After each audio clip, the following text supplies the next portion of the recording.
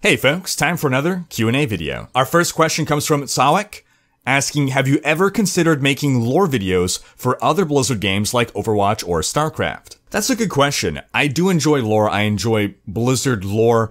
StarCraft as a kid, love the lore of StarCraft. I like making lore videos in general, so yeah, I would be interested in doing these. In general, with my content, I try to prioritize what I feel will be most impactful, what I think people want to see the most. That's one reason I find that Patreon is a really valuable tool that lets me have this direct connection with you folks. You can tell me what kind of videos you want to see. My instinct would be that StarCraft is not really a big popular topic right now, so I don't know how much interest there would be in StarCraft videos over me making certain other types of content, but the interest is definitely there on my part. So if I see enough interest from you folks, then I'm definitely open to making that happen. Same thing with Overwatch. Overwatch's lore is not yet as deep as something like StarCraft, but there is still certainly quite a bit going on there, and definitely enough content to make a lore series. Next, we have a very deep question from Manuel Pellizzari, who basically, the gist of his comment is, he believes that it's a bit too soon for a new Diablo game, given that it seems that Diablo 2 was an evolution of Diablo 1, and Diablo 3 was an evolution of Diablo 2, and he feels that we're at a stage where there's not really much more to perfect in the action RPG formula at this rate that couldn't be done in, say, an expansion for Diablo 3 or some other modification of Diablo 3. So he's kind of asking, if there is a new game coming, a Diablo 4 coming, there must be some kind of radical change that's going to happen, some big evolution upon D3, and he can't quite imagine what that would be. So he's asking what would be my opinion on that. What could Diablo 4 really revolutionize to make it worth making and not just simply expanding upon Diablo 3? He's also suggesting that it might be something else entirely, like an FPS or an RTS. And this is a fair argument. Diablo 4 can't simply be Diablo 3 with more classes or with a different campaign. It has to have radically different mechanics to it. What I've always said is that Diablo 4 needs to revolutionize the action RPG genre. It needs to be the next step in the evolution of the genre, and as I've always said, I don't know what that next step is. I don't know what the revolution is. That said, I would also be open to seeing a different kind of game in the Diablo universe. Be it an FPS, be it an RTS. I mean, I guess those wouldn't be my first choices. I think my first choice would be something more RPG-ish, something more like Skyrim in Diablo. That'd be really cool, or The Witcher in Diablo. But honestly, I'm open to any kind of Diablo content. But if I had to guess at Diablo 4 being an action RPG that will evolve things, I believe that there are, even without being a huge evolution, I believe that there are things in Diablo 3 that are fundamentally not as good as they could be. I think the Paragon system is fundamentally flawed. I think the endgame 6-piece set balance is fundamentally wrong. So even if they were to just, fix that. That said, that could be fixed in an expansion to Diablo 3. So, that is true that you don't need a new game to fix those things. But I believe that part of the revolution will be adding in some MMO aspects. I don't want to see a full-on MMORPG, and I don't think they'll go that way, but something like MMO town hubs, or just some way of expanding the game world to make it feel less empty, more connected maybe. With respect to player base, I suspect there'll be probably some kind of trading, probably some kind of PvP type stuff, but I'm also expecting a radically different look. I think they're going to take a step, I don't know if I can say back towards Diablo 2, but I think they're going to go for overall an aesthetic that probably will look different from Diablo 3. I think they're going to go darker and grittier and less stylized. I could be wrong about that, I don't know. It's still Blizzard after all. But part of the issue is that some of the fundamental things that are, in my opinion, not optimal about Diablo 3 are things that if you were to change that in an expansion, it would probably upset a portion of the player base that likes the game the way it is. For instance, the Paragon system. I don't like it. I like the idea of a Paragon system. I like the idea of infinite levels, that you never max out, there's always something more to achieve. What I dislike is that someone who has 2,000 more Paragon levels than you is going to be ridiculously stronger than you due to all the main stat that they get. So I feel that Paragon should cap off at, let's say, Paragon 1,000. At that point, additional Paragon don't give you more power. The problem is that the game becomes about grinding Paragon levels. That was not what Diablo was about. Diablo was about a loot grind, and they've turned it into a Paragon grind, and I believe that is a fundamental problem. And likewise, the fact that all the endgame builds revolve around 6-piece sets, that we are so dependent on very specific pieces of gear that there is very little variation in builds.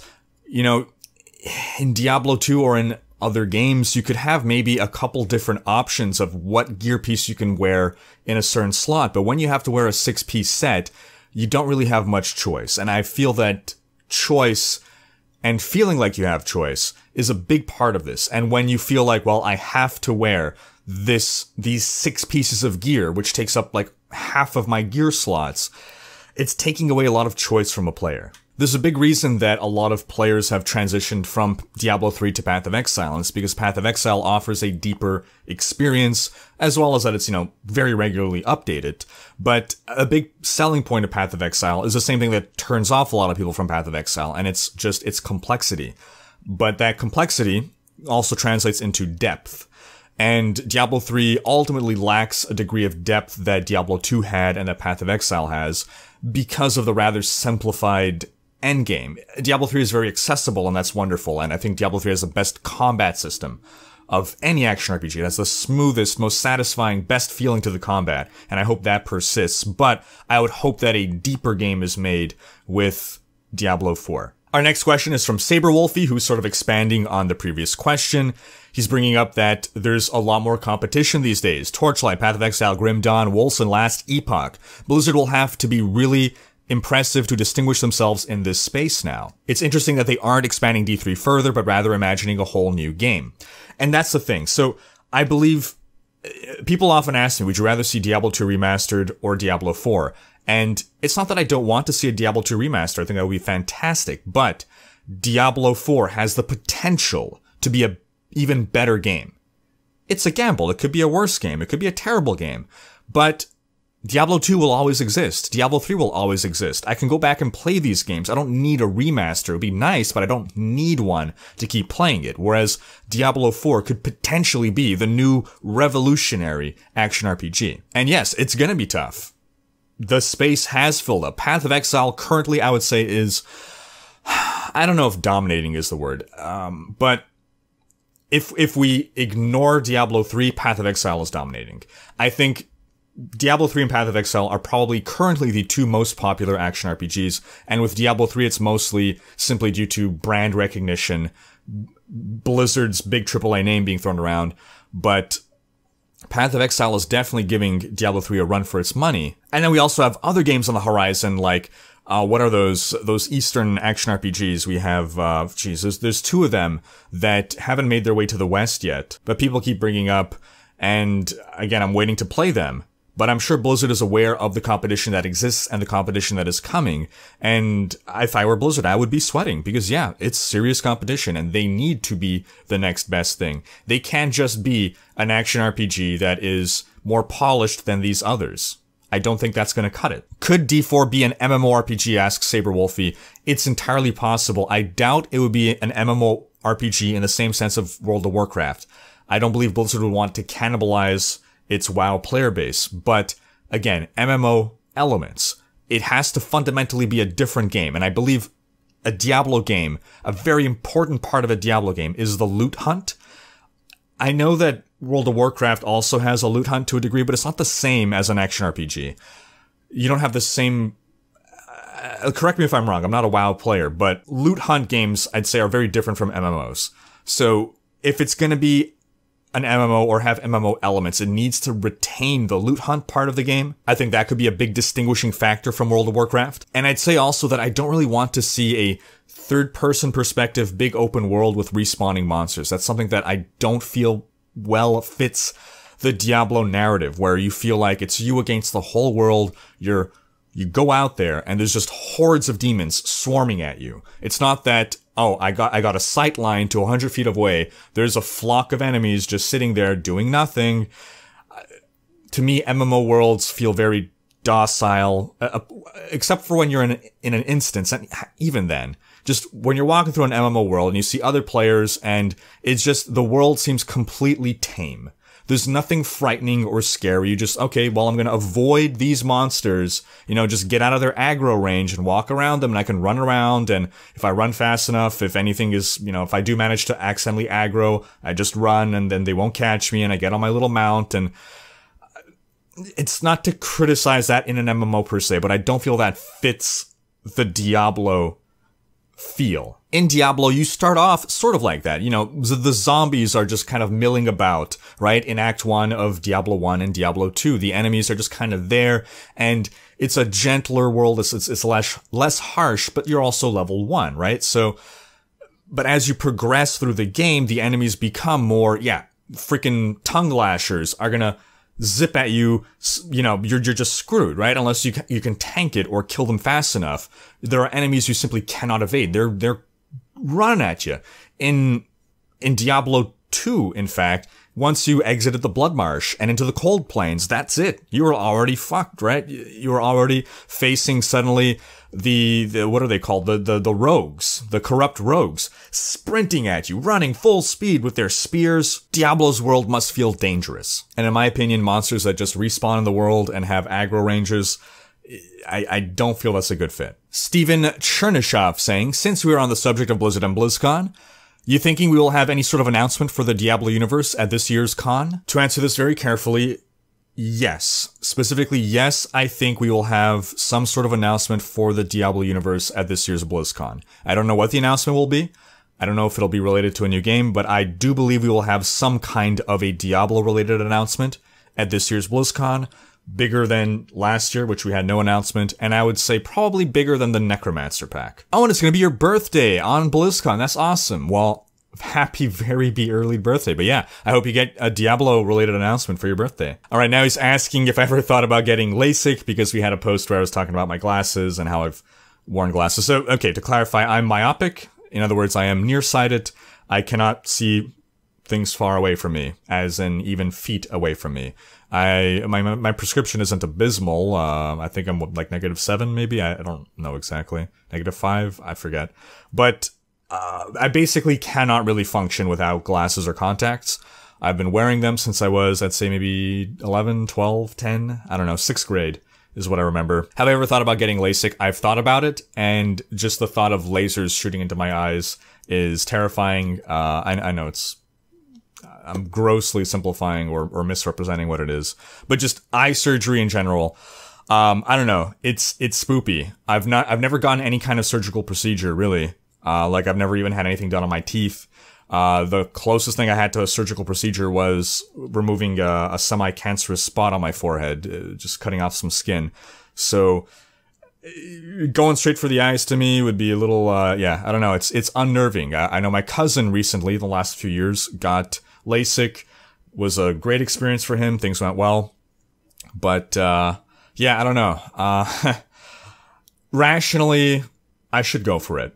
Rationally, if you think about the current prices, which have gone down, you know, over the past 20 years, versus how much I would keep paying for contacts and glasses for the rest of my life, and just the quality of life of not having to ever worry about glasses and cleaning my glasses and contacts and caring for my contacts and whatever. All the rational arguments are that yes, I should go for it. So it is a completely irrational fear that makes me not super interested, I guess. Oh, and I was asking about the P.O. box. Yes, I should. Oh, and I forgot to reply to you on Discord about that as well. Yes, I have I guess part of the thing is, so I have a P.O. box. I've confirmed that it works, but I haven't used it in now like over a year, maybe 2. I feel like, so I'm concerned about giving it out and people send something to it and then like it gets lost in the ether because I haven't properly followed up and maintained it. Like, I don't know if I'm supposed to check in every year to make sure it still exists. Please continue to remind me about the P.O. box.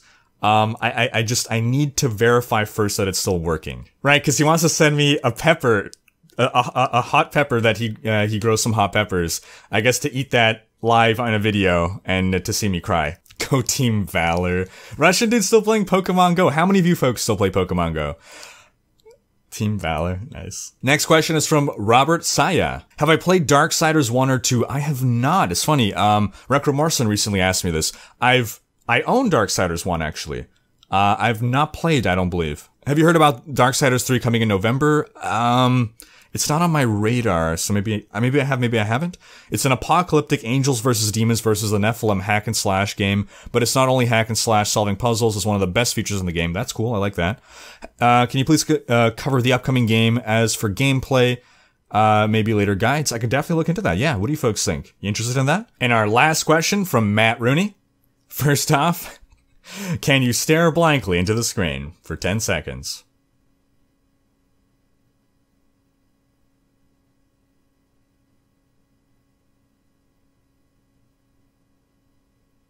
God, my eyes are watering by the end of that. Do you have need of any more mods or help in any way to support you or the Riker name? What is the meaning behind the to be banned tag on Discord? Okay. So when it comes to mods, basically, I feel that all the mods that we have kind of arised organically out of a need. So anytime I think we had a point where, oh, we need a mod right now, we don't have one, I guess kind of had an idea within the community at that point, like, you know, who are people that were around for a while, around consistently, and seemed well suited to be mods. So I think we're generally okay right now, but I mean, again, it comes down to if ever, you know, you feel, I guess it comes down to you folks as well. Do you ever feel that there's a time when, you need a mod and there's not one around? Definitely, you know, do bring that to my attention. As for, and I'm presuming you mean Twitch mod, but it could also be Discord mod or, and that kind of dovetails into your next question. What is the meaning behind the to be banned tag on Discord? So I feel that's kind of an in-joke probably amongst our Discord mods and or the admin. So Jared is our Discord admin. I feel like he's probably the one behind that. I think to be banned is just a joke tag. But maybe our mods could chime in to clarify there. I'm slightly, /r/ out of the loop on that. But yeah, Matt, I appreciate your, offer and desire to help. And I appreciate all you folks and all your comments and questions. And that's going to wrap up this month's Q&A video. See you again next month.